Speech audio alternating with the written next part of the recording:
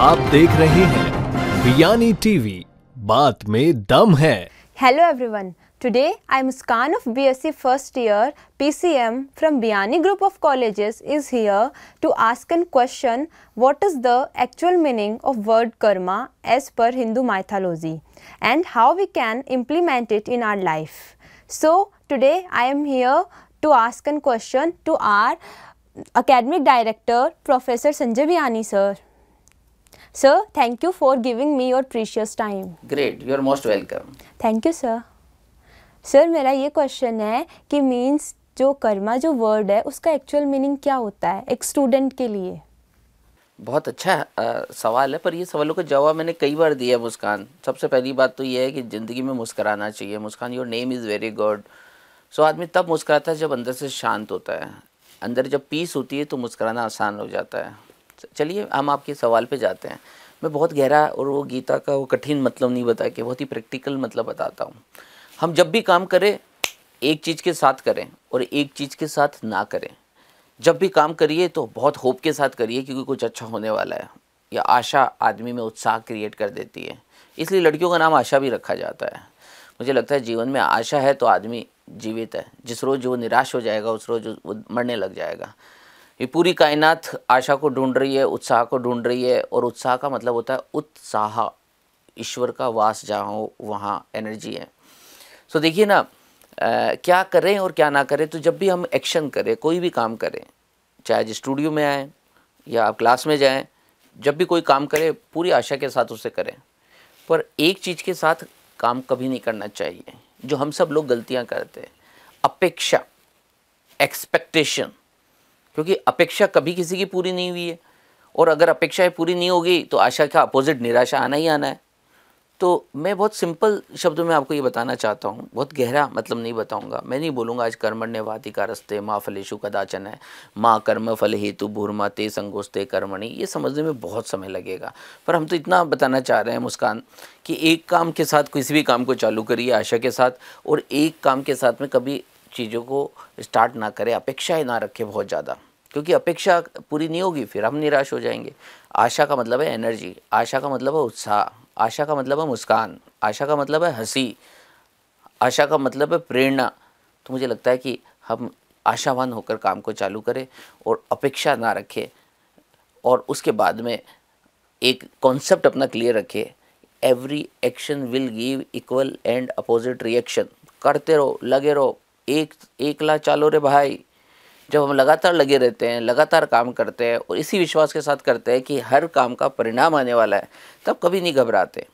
लेकिन जब भी अपेक्षाएं रखेंगे लोगों से तो अपेक्षाएं पूरी नहीं होती, हम फिर डाउन हो जाएंगे। तो मुस्कान, जब आप काम करो तो मेरी सलाह ये है कि आशा के साथ करो, अपेक्षा के साथ ना करो, और काम को लगातार करते रहो। और इस बात कॉन्सेप्ट को क्लियर रखो कि हर एक्शन का रिएक्शन होता है, हर कर्म का प्रतिफल होता है, ऐसे ही कोई काम नहीं होता। सर मैं इस चीज़ को अपनी लाइफ में और किस तरीके से इम्प्लीमेंट करूँ? क्योंकि कोशिश तो ये रहती है कि अपेक्षा ना आए, लेकिन फिर भी मीन्स बाहर और सबको देख के अपेक्षा आई जाती है। ये इसलिए आ रही है क्योंकि आपको अपेक्षा का परिणाम नहीं पता। जब आपको पता चल जाएगा कि अपेक्षा का परिणाम जो है वो अक्सर निराशा में आने वाला है, और आपको उसके कॉन्सिक्वेंस बियर करने पड़ेंगे। आप एग्ज़ाम में बैठे हैं और एग्ज़ाम में बैठने के बाद आपने बहुत सारी अपेक्षाएं कर ली है, और वो अपेक्षाएं पूरी होने के डर से आप उसमें लिख भी नहीं पाएंगे प्रॉपर्ली, जितना आपको आता है वो सब आप लिख नहीं पाएंगे। तो अपेक्षा करने के बाद में कोई हर पर्सन की अपेक्षाएं तो पूरी नहीं होती। हमारे में से शायद ही कोई इंसान हो जिसने जो अपेक्षाएं रखी हो वो पूरी हो गई हो।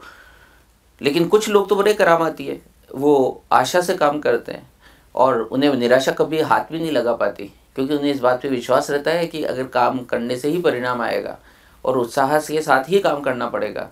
जो रोते रोते जाते हैं वो मरते की खबर लाते हैं, और जो आशा और उत्साह के साथ जाते हैं वो जीतने की खबर लेकर आते हैं। तो मैं आपको कहूँगा कि आप ऐसी गलती मुस्कान इस वजह से कर रहे हैं क्योंकि आपको पता नहीं कि अपेक्षा के बाद निराशा उसके पीछे बैठी हुई है। जब आपको ये बात समझ में आ जाएगी तो आप अपेक्षा करना छोड़ देंगे, क्योंकि आप भी निराश तो नहीं होना चाहते ना। एक दो बार और करेंगे, फिर एक दो बार गलती करेंगे, फिर आपको ये बात रियलाइज़ आएगी कि वेयर आई एम रॉन्ग। तो मुझे लगता है आप इस जगह गलत होते हैं, है ना। आपका निराशा का कारण अपेक्षा है, या आपको अभी क्लियर नहीं है, इसलिए आप बार बार अपेक्षाएं रख रहे हैं। मस्ती से पढ़िए, है ना, और ईश्वर पे विश्वास रखिए। ईश्वर पे विश्वास रख के आप अपना काम को 100% देते जाइए। मुझे लगता है इससे बहुत अच्छे परिणाम आते हैं। सर मैं इस चीज़ को अपनी लाइफ में इम्प्लीमेंट करूँगी, और जो मीन्स जिन अदर्स के साथ में जो ये प्रॉब्लम है मेरे फ्रेंड्स के साथ में, मैं उनके साथ में भी इस चीज़ को शेयर करूँगी, और मैं आज ही से इस चीज़ को स्टार्ट करूँगी। आप शेयर तब करना मुस्कान जब आप इसको समझ जाओ, क्योंकि जानकारी तो आपको भी मैंने दे दी है, पर वो जानकारी तो जानकारी रहने वाली है। जानकारी समझ में पहले बदलो, पहले खुद इसको इम्प्लीमेंट करो और कॉन्फिडेंटली एग्जाम में उसको अप्लाई करके देखो। और जब तुम्हारे को कॉन्फिडेंटली इसको कर लो, तब फिर दूसरों को समझाओगे तो उनको समझ आएगी। इसलिए मैं पुनः एक बार जाते जाते सभी व्यूअर को ये बोलना चाहूँगा कि ज़रा ये सोचिए, हम सभी सोचें कि कहीं हम काम अपेक्षाओं से तो नहीं कर रहे हैं। ये अपेक्षा हमें गिरा देती है, ये अपेक्षा हमें निराशा से भर देती है।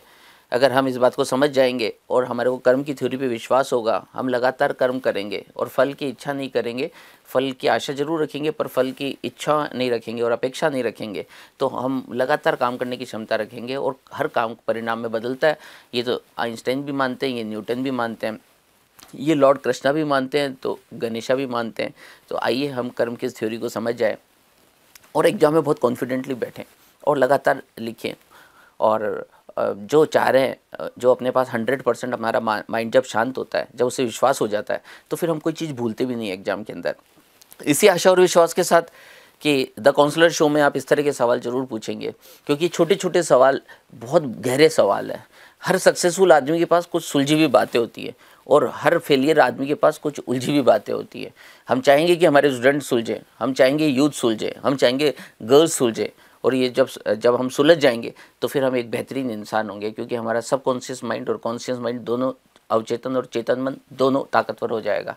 इसी आशा और विश्वास के साथ कि द काउंसलर शो में आप इसी तरह जुड़े रहेंगे, अपने सवाल पूछेंगे और हम आपको एक पूरी कोशिश करेंगे, पुरजोर कोशिश रहेगी कि आपको सही और परफेक्ट जवाब दे। इसी आशा और विश्वास के साथ कि फिर मिलेंगे। धन्यवाद। Thank you Muskan. Thank you so sir. Much. Great.